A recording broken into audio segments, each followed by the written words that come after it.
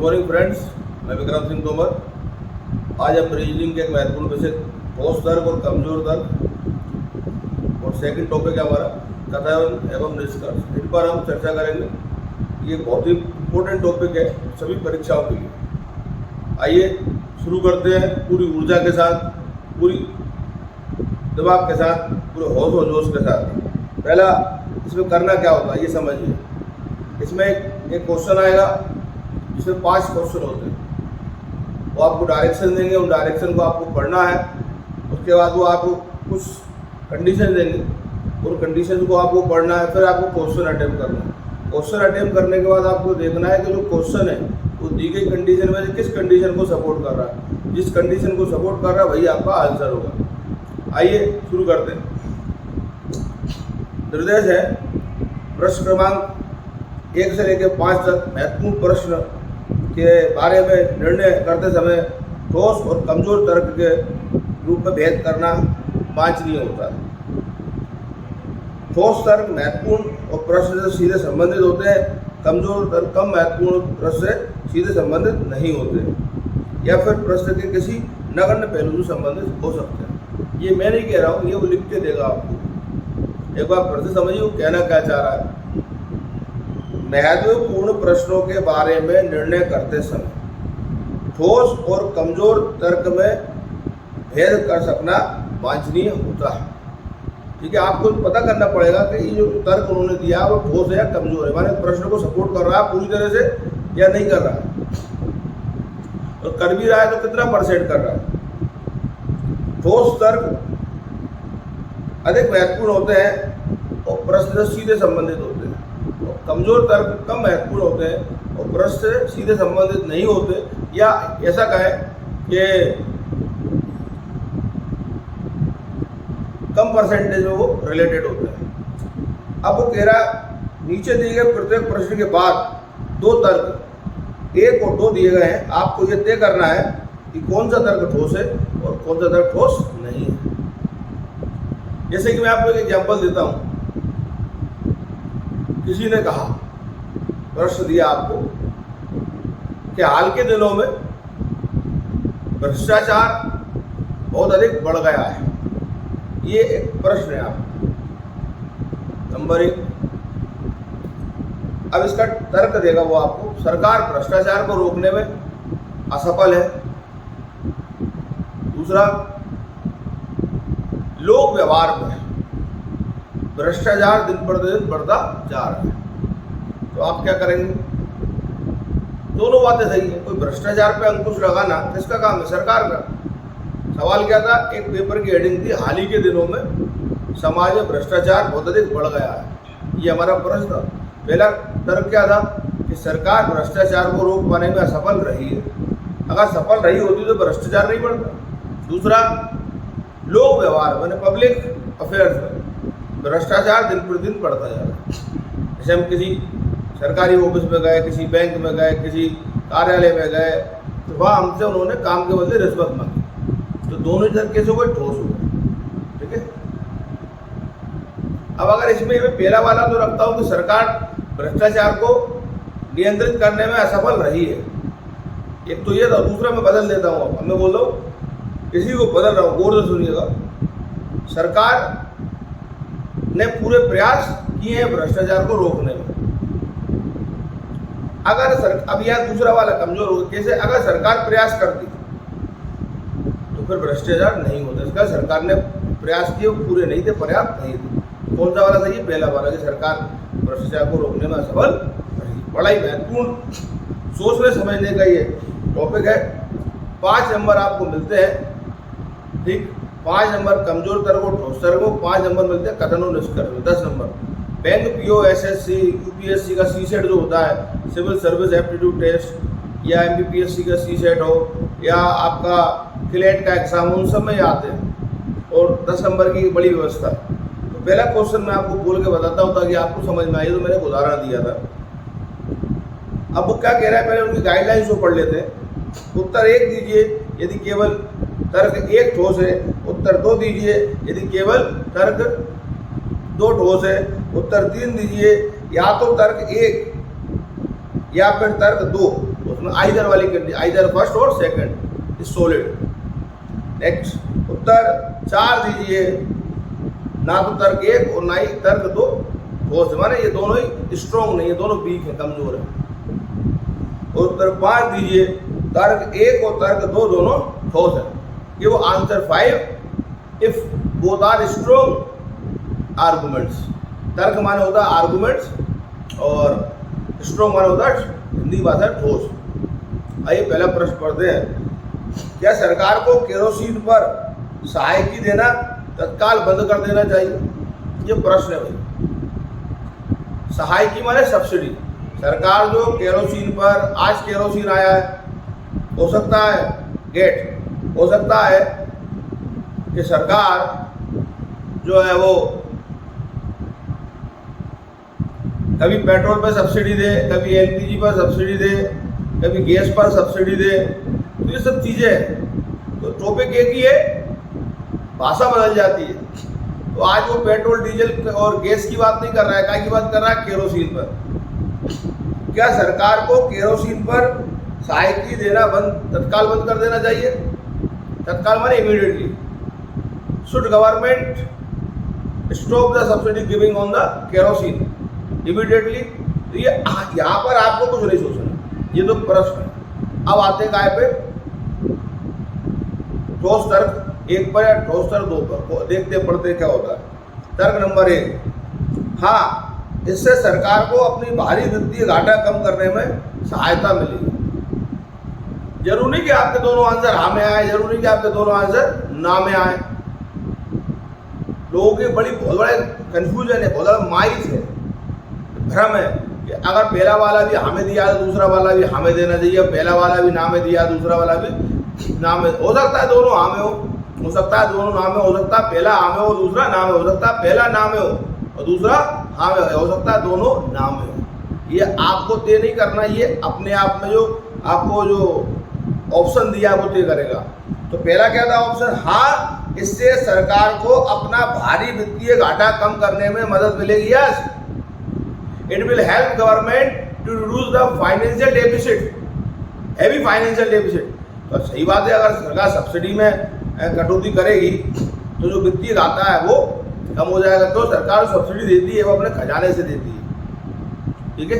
ये खजाना क्या होता है? जो लोग रेवेन्यू देते हैं, मेहनत से टैक्स देते हैं, उनका पैसा होता है। सरकार इसको विकास के काम में लगाएगी या फिर सरकार को विदेशों से कर्जा नहीं लेना पड़ेगा। तो सरकार रेवेन्यू का जो पैसा होता है, राजस्व का जो पैसा होता है, उसे क्या करती है? वो सब्सिडी के रूप में बांट देती है। अनेक प्रकार की सब्सिडी है, किसानों को सब्सिडी, पढ़ने वाले छात्र छात्राओं को सब्सिडी, अस्पतालों में इलाज के नाम पर सब्सिडी, जो आयुष्मान कार्ड है 5 लाख तक का फ्री इलाज होगा भाई, ये कौन दे रहा है? सरकार दे रही है। तो ये वाली बात बिल्कुल सही है। जब सब्सिडी में क्या होती है? कटौती होती है, तो निश्चित रूप से वित्तीय घाटा कम होता है। बिल्कुल ये सही है। तो ये वाली बात है। हाँ, मैं क्या लगाऊंगा? 100% this is a strong statement.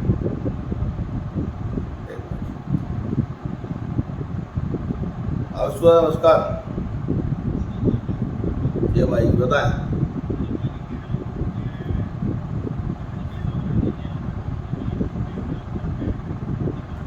ठीक है।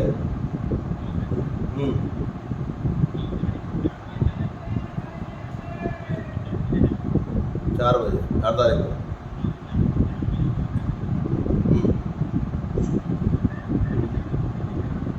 हाँ ठीक है, आओ स्वयं लेगी कर ले।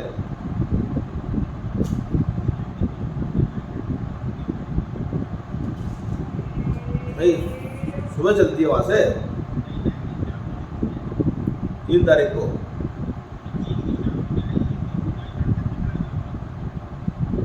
दिल्ली में इनको शाम को कितनी बजे चलती है?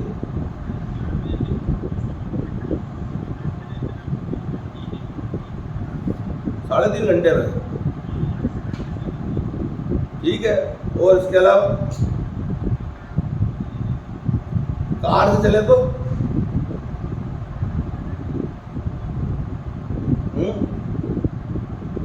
हेलो, कार से चले हेलो कार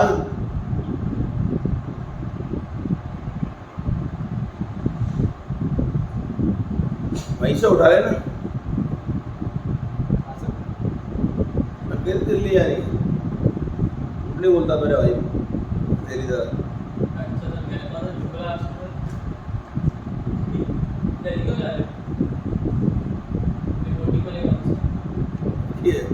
रिकॉर्डिंग कर रहा हूँ, जरूरी आदमी का घूमता है इसलिए उठा ली, नहीं उठाता नहीं। तो पहला हो गया था अपना, आइए बिल्कुल एक तरह से क्या था, बहुत साल के वादा खत्म हो गया। आइए अब दूसरे तरफ पर शुरुआत करते हैं। जो दूसरा ऑप्शन उन्होंने दिया वो क्या है, वो है कि नहीं गरीब लोग अपनी दैनिक जरूरतों के लिए बाजारी कीमत पर केरोसिन नहीं खरीद पाएंगे। सामाजिक रूप से, सामाजिक दृष्टिकोण से तो ये बात सत्य है। कौन सी वाली बात, कि नहीं मतलब सब्सिडी जो मिल रही है वो कट नहीं होना चाहिए। गरीब लोग अपनी दैनिक जरूरत के लिए, रोजमर्रा की जिंदगी के लिए बाजार कीमत पर केरोसिन नहीं खरीद पाएंगे।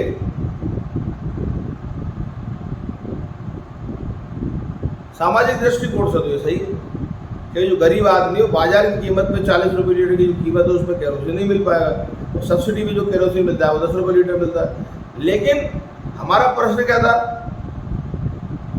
क्या सरकार को केरोसिन पर सब्सिडी देना तत्काल बंद कर देना चाहिए? सरकार ऐसा कदम कब उठाती है?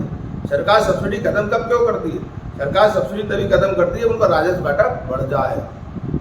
जब आप मान के चलिए मेरे पास जेब में 10 रुपये है और मेरे दोस्त ने कहा कि 20 रुपये वाली आइसक्रीम खिला दो, तो हाउ इट इज पॉसिबल? जब मेरी पॉकेट में ही 10 रुपये है तो मैं अपने दोस्त को कभी भी 20 रुपये वाली आइसक्रीम नहीं खिला सकता। तो सरकार सब्सिडी में कटौती तभी करती है जब राजस्व घाटा रोक रहा हो। तो पहला वाला सही है कि राजस्व घाटा कम हो जाएगा, और दूसरा वाला जो है वो सामाजिक दृष्टिकोण तो सही है, लेकिन according to reasoning it is not correct and not strong statement, मानिए ठोस तर्क नहीं है। ये गरीब आदमियों को भाई वो नहीं खरीद पाएंगे इसलिए सब्सिडी चालू रखना चाहिए, नहीं। सरकार को अपना वित्तीय घाटा कंप्लीट करना है, रोकना है बढ़ने से, तो उसको सब्सिडी कम करना ही होगा। तो पहला वाला सही है, और दूसरा वाला जो है वो ठोस है पर 10 से 20% पूर्णतः संबंधित नहीं है। ठीक है, ये कोई सॉलिड रीजन नहीं है। जब गरीब आदमी नहीं खरीद पाएगा ये सब्सिडी चालू करो। ऐसे कल से कोई भी गरीबी का बहाना देकर कहेगा कि ट्रेन के टिकट कम कर दो, हवाई जहाज के टिकट कम कर दो, खाने पीने की वस्तु दाम कम कर दो, नहीं। जो आर्थिक नीतियाँ होती है वो देश को ध्यान में रखकर बनाई जाती, किसी विशेष वर्ग को ध्यान में रखकर नहीं बनाई जाती। अमीर या गरीब इसका ध्यान नहीं रखा जाता, सबके हित में बनाई जाती। चलिए पहला प्रश्न हमारा कंप्लीट होता है। दूसरा प्रश्न देखते हैं, क्या सरकार को सिंचाई हेतु खेतों में पानी की आपूर्ति के लिए किसानों पर वाटर टैक्स बहुत बढ़ा देना चाहिए? बहुत बढ़ा देना चाहिए मतलब सरकार जो नहरों के माध्यम से, नदियों से जो नहरें निकालते हैं, डैम से जो नहरें निकालते हैं, उनके माध्यम से जो पानी देते हैं खेतों में, उस पर टैक्स को बहुत बढ़ा देना। एक तो होता बढ़ा देना चाहिए, एक होता बहुत बढ़ा देना चाहिए। तो वो कह रहा है बहुत बढ़ा देना चाहिए। क्या सरकार को सिंचाई हेतु खेतों में पानी की आपूर्ति के लिए किसानों पर वाटर टैक्स बहुत बढ़ा देना चाहिए? Should government must increase the water tax levied on the agriculture farmer for the reaping purpose of the farmer, for the agriculture purpose of the farmer. Now let's look, देखते हैं पहला point क्या है। पहला पॉइंट है नहीं, अन्यथा भी किसान अपनी भूमि पर खेती करने का खर्च उठाने में बहुत कठिनाई का सामना कर रहा है। भारत एक गरीब देश है और सही बात है, हमारे यहाँ जो खेती है वो सिंचाई पर निर्भर करती है, वर्षा के पानी पर निर्भर करती है, और वर्षा के पानी से ही नदी और डैम भरते हैं, और उन डैमों से नहरें निकाली जाती हैं। नहरें इसीलिए निकाली जाती हैं जो छोटे और गरीब किसान हैं, जिनके खेतों में कुएं नहीं है, जिनके खेतों में ट्यूबवेल नहीं है, वो कम से कम नहरों से पानी प्राप्त कर सकें और वो भी अपनी खेती भगवान की कृपा से अच्छे से कर सकें। नहीं, मैंने सरकार को बहुत ज़्यादा टैक्स नहीं बढ़ाना चाहिए, अन्यथा भी किसान अपनी भूमि पर खेती करने का खर्च उठाने में बहुत कठिनाई का सामना करते हैं। ये बिल्कुल सही है, ये हो गया ठोस, मैंने सॉलिड आर्गूमेंट है। छोटे छोटे किसान अपनी खेती का खर्चा नहीं उठा पा रहे, और आप और बढ़ा दोगे तो दिक्कत आएगी। तो this is strong and supportive argument. Second है, हाँ अमीर किसान बहुत लाभ कमाते हैं क्योंकि सिंचाई हेतु वाटर टैक्स बहुत कम है। सामाजिक दृष्टिकोण से एक पब्लिक लुकआउट देखें तो ये बात सही है कि जो बड़े किसान हैं उनके इनकम पर इनकम टैक्स नहीं लगता। हमारे यहाँ एग्रीकल्चर इनकम टैक्स फ्री है, ठीक है। ये बात देखने में तो बहुत अच्छी लग रही है सामाजिक दृष्टिकोण से, पर रीजनिंग में सामाजिक दृष्टिकोण का कोई महत्व नहीं होता। रीजनिंग में सिर्फ प्रश्न का और जो नीचे दो आपको निष्कर्ष दिए होते हैं नंबर 1 और नंबर 2, उनका ही इम्पोर्टेंस होता है। आपको दुनिया जहान की बातें छोड़कर उस प्रश्न को उन 2 पॉइंट से रिलेट करना है, ठीक है। तो दूसरा पॉइंट क्या है, हाँ अर्थात बहुत ज़्यादा टैक्स बढ़ा देना चाहिए। इसमें प्रश्न ना और हाँ में ही आते हैं, या तो नहीं में आएंगे या हाँ में आएंगे। नहीं हाँ हाँ नहीं, तो ये क्या बोला, हाँ अरे बहुत ज़्यादा टैक्स बढ़ा देना चाहिए। अमीर किसान बहुत लाभ कमाते हैं क्योंकि सिंचाई हेतु water tax, because farmers earning a lot of money and they do not pay the tax, and the tax on the water supply in farms is very low और is very cheaper. This is not a strong argument. अमीर किसान अगर लाभ कमाते हैं तो छोटे किसानों की तो दुर्गति हो जाएगी ना। आप तो टैक्स भी बढ़ाओ, किसी व्यक्ति विशेष में तो नहीं बढ़ाओ। तो ये जो था बिग आर्गूमेंट था, तो हमारा आंसर क्या होगा, हाँ यानी 1 नंबर। उसमें क्या था हमारा, दोनों थे, ठीक है। सर आपने तो बोला था उसमें 1 था, बिल्कुल सही है। अगर हम पहला वाला प्रश्न होता है क्या केरोसिन पर सब्सिडी जो है सरकार को बंद कर देनी चाहिए, तो पहला वाला था कि हाँ बिल्कुल बंद कर देनी चाहिए। इससे क्या होगा, इससे ये होगा कि सरकार का आय घाटा बढ़ने से रुक जाएगा। दूसरा क्या था, नहीं गरीब लोग अपनी दैनिक जरूरतों के लिए बाजार की कीमतों पर केरोसिन नहीं, कि सामाजिक दृष्टिकोण से सही थी। गरीब आदमी बाजार की कीमत पर नहीं खरीद पाता, 40 रुपये लीटर नहीं खरीद सकते, इसलिए उसको सब्सिडी दी जाती है, ठीक है। सब्सिडी दी क्यों दी जाती है, गरीब नहीं खरीद पाता, और सब्सिडी कटौती क्यों की जाती है, तो रेवेन्यू डेफिसिट बढ़ जाता है। तो दोनों ही पॉइंट बातें कॉम्प्लीमेंट्री, तो दोनों ही कैसे थे, स्ट्रॉन्ग थे। एक सरकार को सपोर्ट कर रहा था, एक गरीब को सपोर्ट कर रहा था, दोनों ही सही होंगे। तो मैंने बोला था जरूरी नहीं कि दोनों आंसर हाँ में आए, ये जरूरी दोनों आंसर ना में। आंसर कहाँ में आ सकता है, हाँ में और नहीं में भी। तो आंसर हो गया हमारा हाँ और नहीं, मैंने दोनों, ये वाला मैंने आपको समझा ही दिया। Now come on the next topic. क्या अन्य देशों से आने वाले संक्रमण रोगों से पीड़ित सभी लोगों को जहां से वे आए हैं वहां वापस भेज देना चाहिए? I will call you my dear, I will call you, note the time. क्या अन्य देशों से आने वाले संक्रामक रोगों से पीड़ित सभी लोगों को जहां से वे आए हैं वहां वापस भेज देना चाहिए? जैसे अभी हाल ही में कोरोना चल रहा था, कोरोना बाद जीका वायरस आ गया, फिर मंकी पॉक्स आ गया, ठीक है, फिर स्वाइन फ्लू था। तो लगातार बाहर जो लोग विदेशों में रहते हैं, जो भारतीय विदेशों में व्यापार करने जाते हैं, ठीक है, उसी के ऊपर एक प्रश्न है। क्या अन्य देशों से आने वाले संक्रामक रोगों से पीड़ित सभी लोगों को, मान लो अमेरिकन एम्बेसी के कुछ लोग हैं वो भारत में रहते हैं या उनका जॉब है, तो क्या उन्हें वापस भेज दें अमेरिका? ऐसा एक ब्रिटेन किया तो ब्रिटेन भेज दें। क्या अन्य देशों से आने वाले संक्रामक रोगों से पीड़ित सभी लोगों को जहाँ से वे आए हैं वहाँ वापस भेज देना चाहिए? अब देखते हैं इसका पहला क्या है। हाँ, संक्रामक रोगों को रोकने का यही एकमात्र तरीका है।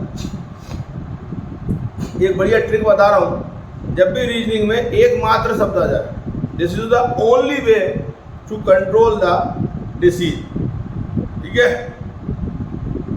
क्लियर? तो ये तरीका जब एकमात्र तरीका आ जाए, दिस इज द ओनली वे, तो फिर वो आंसर थोड़ा सा नेगेटिव हो जाता है। तो ये कोरोना फैला, तो कोरोना फैलने पर सरकार ने अगर हवाई उड़ानें बंद कर दी, विदेशों से तो कोई व्यक्ति नहीं आया ना, जो आ गए तो उनको होम क्वारंटाइन कर दिया। लेकिन हुआ क्या, फिर भी कोरोना फैला, क्योंकि कोरोना एक वायरस था और जो छूने से फैल रहा था, सांस से फैल रहा था। इसलिए सरकार ने सबको होम क्वारंटाइन किया और कर्फ्यू लगा दी गई, कोई भी घर से बाहर नहीं निकलेगा। जो पहला पॉइंट है, हाँ संक्रामक रोगों को रोकने का यही एकमात्र तरीका, ये गलत हो गया, this is wrong, this is weak statement. ये एकमात्र की वैल्यू नहीं, ओनली की कोई वैल्यू नहीं रीजनिंग में। दूसरा है नहीं ये उचित नहीं है, ये भी गलत है। अब भाई जिन्हें संक्रामक है रोग है उन्हें तो वापस भेजेंगे ना, बोला नहीं ये उचित नहीं है, बिल्कुल सही है, देश की रक्षा के लिए ऐसा करना पड़ेगा, तो इसका आंसर आना चाहिए सेकंड वाला। ठीक है, मैं देख के आपको बताता हूं।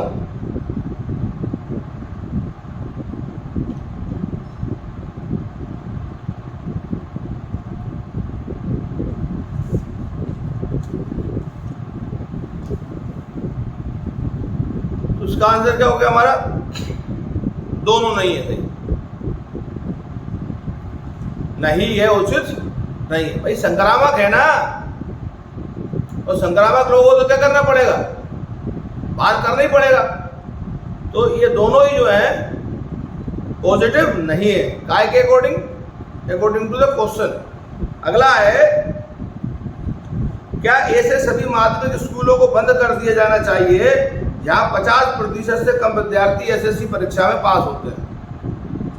एसएससी में 10th क्लास। क्या ऐसे सभी माध्यमिक स्कूलों को बंद कर दिया जाना चाहिए जहां से 50% से कम विद्यार्थी एसएससी परीक्षा में पास होते हैं? ये तो था क्या प्रश्न। अब हम देखते हैं पहला, नहीं, इसके बजाय इन स्कूलों से पास प्रतिशत में सुधार हेतु सुधारात्मक उपाय करने के लिए कहा जाना। पहला वाला कह रहा है कि नहीं माने, स्कूलों को बंद नहीं करना चाहिए, इसकी बजाय इन स्कूलों से 5% में सुधार हेतु, जो पास का परसेंटेज है वो कितना है 50%, उसमें सुधार हेतु सुधारात्मक उपाय और कदम उठाना चाहिए। तो ये बिल्कुल सही हो गया। मैं इसके साथ जाऊंगा, no school should not be close and we should give some more efforts and should use positive tactics to increase the percentage of the result in the school. So I am going with this strong argument. ये ठोस तर्क है। वो कह रहे हैं school बंद कर दो, 50% जो पास हुए वो नहीं। ऐसे स्कूल जब 50% से का रिजल्ट आया है, उन स्कूलों को बंद करने के बजाय उन स्कूलों में पास होने वाले छात्रों का प्रतिशत बढ़ाने के पॉजिटिव स्टेप्स उठाए जाने चाहिए। टीचर्स को ट्रेनिंग देना चाहिए, बच्चों की एक्स्ट्रा क्लास लगना चाहिए, बच्चों को मोटिवेट करना चाहिए।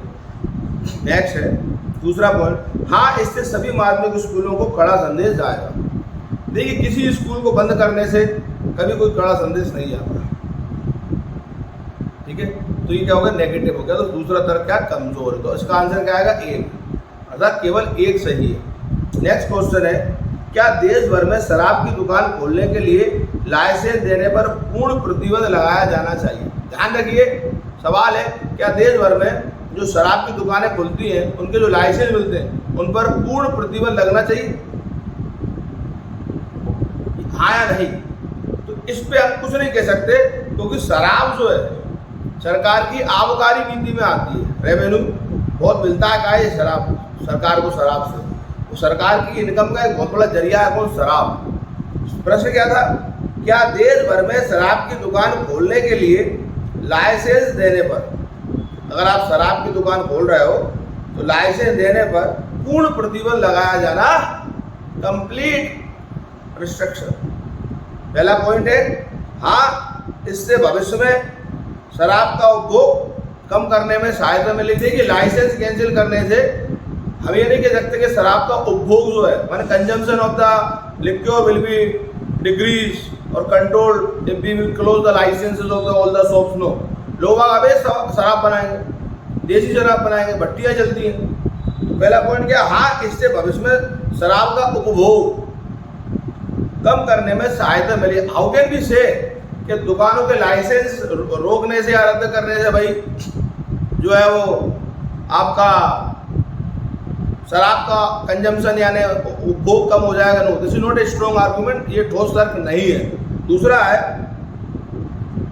नहीं नए लाइसेंस देने पर सरकार अतिरिक्त अर्जन करेगी, कोई मैंने जो बोला था वो कह रहा है कि लाइसेंस नहीं करना चाहिए, कैंसिल हो, नए हो ज़्यादा लाइसेंस हो। नहीं, ऐसा नहीं करना चाहिए। नए लाइसेंस देने पर सरकार अतिरिक्त अर्जन करेगी, क्योंकि इससे शराब की बिक्री बढ़ेगी। देखिए, शराब की बिक्री बढ़ाने के लिए हम लाइसेंस तो देते, ये बात तो सही है। उनका क्वेश्चन क्या था, क्या देश भर में शराब की दुकान खोलने के लिए लाइसेंस देने पर पूर्णतः प्रतिबंध लगाया जाए? जी नहीं, पूर्णतः प्रतिबंध नहीं लगाया चाहिए।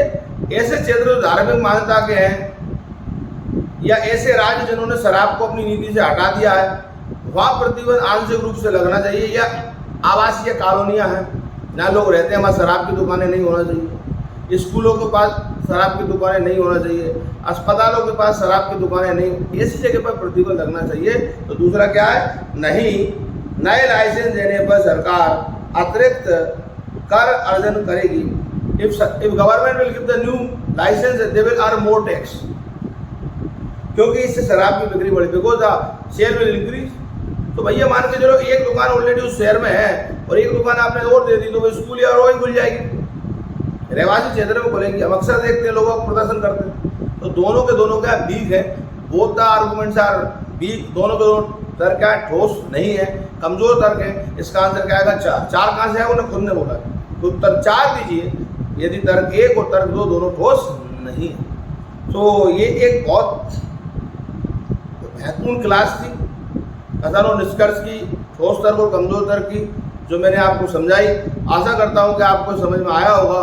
और अगर आपको कोई डाउट हो तो आप मुझे कमेंट बॉक्स में लिखिएगा। वीडियो गौर से सुनिएगा यार, जब वीडियो आप सुन रहे हो ना तो हेडफोन लगाकर सुनिएगा या ब्लूटूथ लगाकर सुनिएगा, और उस समय दूसरी कोई चीज़ ना करिएगा, आपको पूरा समझ में आएगा। ये 5 नंबर आपके पक्के। मैंने आपको अदर देन क्वेश्चन बहुत कुछ समझाया, इंग्लिश हिंदी दोनों। तो अगर आपको वीडियो अच्छा लगे तो आप इसको लाइक करें, सब्सक्राइब करें, बेल आइकन को दबाएं और शेयर जरूर करें। ठीक है, till then good bye, Vande Mataram.